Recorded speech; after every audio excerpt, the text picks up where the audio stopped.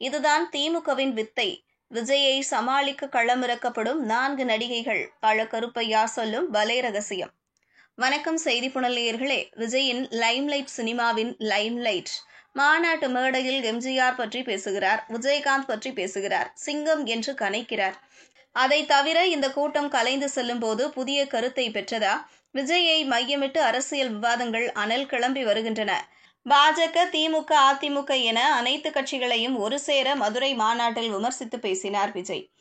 மு.க.ஸ்டாலினை uncle என விழித்தார். தன்னை முதல்வர் வேட்பாளர் என முழக்கமிட்டார். இந்த நிலையில் விஜயின் செயல்பாடுகள் குறித்தும் அவருக்கு எதிரான திமுகவின் திட்டங்கள் குறித்தும் தனது கருத்துக்களை வெளிப்படுத்தி இருக்கிறார் முன்னாள் எம்எல்ஏவும் அரசியல் விமர்சகருமான கருப்பையா.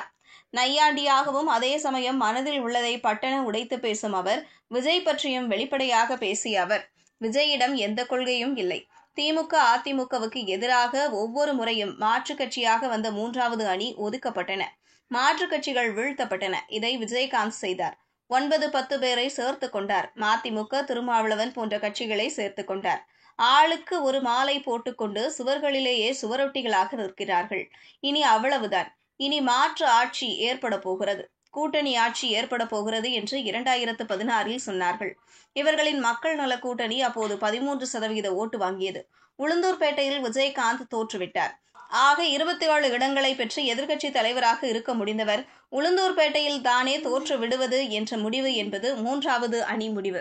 இது ஓட்டை பிரிக்கிற வித்தையே தவிர ஜெயலலிதாவுடன் சேர்ந்து எதிர்க்கட்சித் தலைவர் ஆனவர் 27 இடத்தை 48 இடமாக்கி 98 இடமாக்கி அப்படியே ஆட்சிக்கு வருவதற்கு முயலாமல் போய் பிறகு விலகி நின்றார்.